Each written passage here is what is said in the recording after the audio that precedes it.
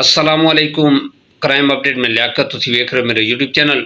बखर दा इलाका थाना बेल दी हदूद बस्ती चांडिया दे विच एक बड़ा अफसोसनाक वाक़या होया है कि रकबे दा तनाज़ा खूनी तसादम दे विच तब्दील हो गया है और ये कई जाना जड़ियां ने लै गया है। बड़े दुख की गल है कि इस दे विच जितने ही बंदे हलाक होए ने वो सारे करीबी रिश्तेदार आए। बाद दे विच पुलिस का किरदार और ये लड़ाई कितने अरसे तो चल रही आई, मुकम्मल ओवरऑल तफसील डिस्कस करांगे। साढ़े चैनल सबसक्राइब करो, बेल आइकन बटन प्रेस करो और कमेंट दे विच इज़हार ख्याल लाजमी करना। जी दोस्तों, थाना बेल दी हदूद दे विच एक बस्ती है चांडिया, उत्थे कई कबीले रह रहे ने। मोहम्मद असलम चांडिया और अमान उल्ला, इन्हां दा आपस दे विच इख्तलाफ चल रहा होंदा, रकबे का तनाज़ा चल रहा होंदा। एक खाली है, तुसी देख रहे हो, तकरीबन ये 2-2.5 फुट की है, इसकी जी लंबाई है तकरीबन 50-60 फुट है। इसका इशू पहले से चलता आ रहा, पहले भी इन्हों कई लड़ाई हुई ने जिहदे विच लेकिन चक पलास चलती रही है ऐसी।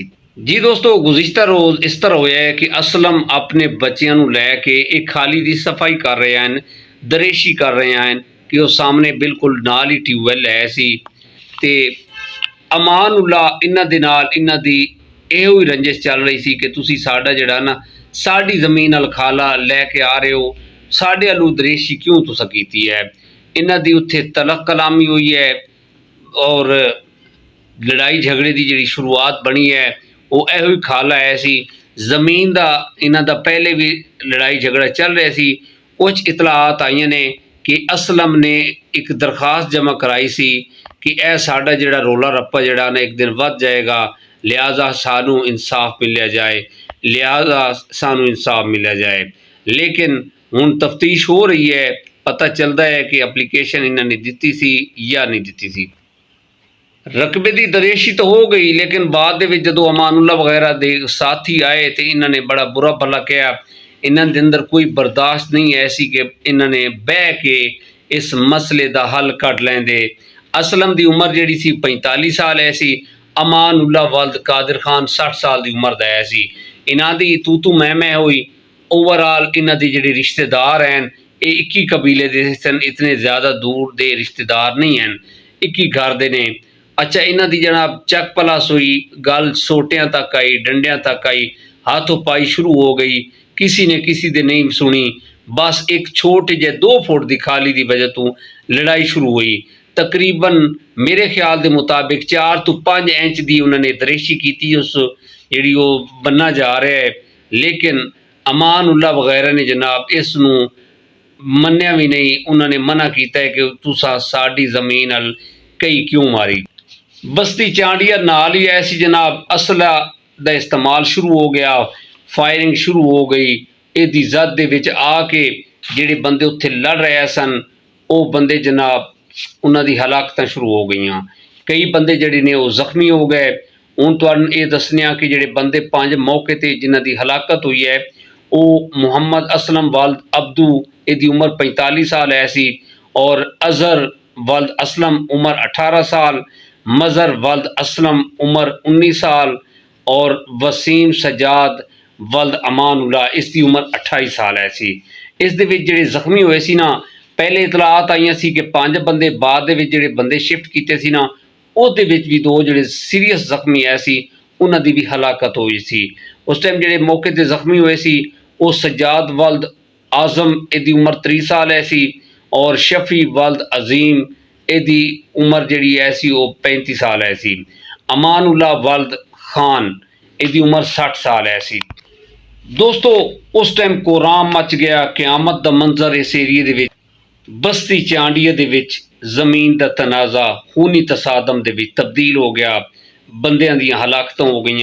15 ते कॉल हुई। SP मंसूर अहमद और DPO बकर शहजाद अवान साहब, इन्होंने जनाब फिल फौर जनाब जी टीम ने थाने दियाँ उन्होंने फिल फौर जनाब भेजा। रेस्क्यू 1122 ने इन्होंने जख्मी सी उन्होंने हॉस्पिटल शिफ्ट किया, डेड बॉडियों को हॉस्पिटल शिफ्ट किया ताकि पोस्टमार्टम होए। DPO साहब तो मौके पर आ गए सी, इन्होंने जाए वकूआ का जायज़ा लिता। ओवरऑल जितने अफसरान है सन और थाना बेल का जी स्टाफ है सी वो भी मौके पर पहुँच गया सी। ओवरऑल उन्होंने जाए वकूआ थे जायजा लिता, फरेंसिक टीम आईयां, हुण पोस्टमार्टम होएगा, उस दे विच पता चलेगा कि किस तरीके दे नाल इन्हां नूं फायर करके मौत दे घाट उतारिया गया। ओवरऑल जिहड़ी इहदी फॉर्मैलिटी है पोस्टमार्टम दी होएगी और जिहड़ा मरकजी मुलजिम है सी उस दे विच जनाब उहदा बड़ा रोल है सी लड़ाई दे विच मुलजिम हामिद इस नूं गिरफ्तार किया गया। ये दरियाए सिंध के जरिए KPK फरार होने की कोशिश कर रहे थे कि इस नूं गिरफ्तार किया गया। FIR वगैरह कटी गई है और देखते हैं कि इस दे विच ओवरऑल जिहड़े DPO साहब DPO बकर शहजाद रफ़ी कमान साहब ने जनाब बड़े सख्ती दे नाल नोटिस लिता और उन्होंने फिल फौर जितने ये विच मुलजिम हैं उन्हों की गिरफ्तारी दे अहकामात उन्होंने आर्डर जारी किए ने कि इन्हों फिल फौर जिहड़े ने गिरफ्तार करना। जी देखो जी दोस्तों, ए छोटी जी गलती बह के इसनूं सुलझाया जा सकता है सी। वो खाला सी उतो पानी गुजारना है सी उन्होंने कोई उत्थे फसल नहीं बीजनी है सी असलम ने।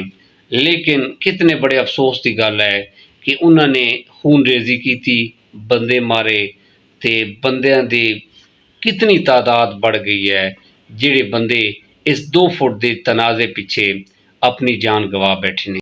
जी दोस्तों, इस खूनी तसादम दे विच 3 भरा जिहड़े सी सक्के भरा वो भी जान तो गए ने। कितने बड़े अफसोस की गल है।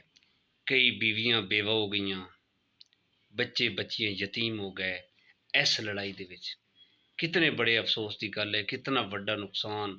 एक 2 फुट की जिहड़ी जमीन का तनाजा, 2 फुट की लड़ाई, बन्ना सीधा है बन्ना टेढ़ा है, इनू सीधा करना इन्हां दा रोला सी। जी दोस्तों, इसे पैगाम दे नाल सानू इजाजत दो। अपना ढेर सारा ख्याल रखना। जिंदगी बड़ी कीमती है।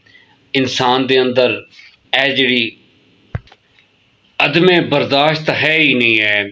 यकीन करो कितना अफसोस हो रहा है कि 2 फुट की जगह का तनाज़ा बनया और उसने तूल पकड़िया है। इन्हां दी लड़ाई पहले भी चलती आ रही सी कि इन्हां ने एक लैंड सीधी नहीं की। पटवारी बुला लो, तहसीलदार बुला लो, अपने जिहड़े तुसी रकबे हैं इन्हां नूं बन्ना कदी भी सीधा नहीं होंदा, बन्ने टेढ़े रहिंदे ने। दरेशी वाले जिहड़े बंदे ने जिन्होंने असलम का कसूर नहीं सी, इन्होंने अगर दरेशी की इन्होंने पानी गुजारना है सी। इतना बन्ना इन्होंने तो वड्ढिया ही नहीं है जिहड़े जनाब उन्होंने इन्हां दे उत्ते इल्ज़ाम लाया और ये लड़ाई की है। पोस्टमार्टम की रिपोर्ट आएगी और हतमी फैसले आएंगे कि कौन कसूरवार है, किन्हां दा पहले कसूर है सी और असला पहले किन्हें इस्तेमाल किया सी, पता चलेगा और इन्हों सज़ा मिलेगी।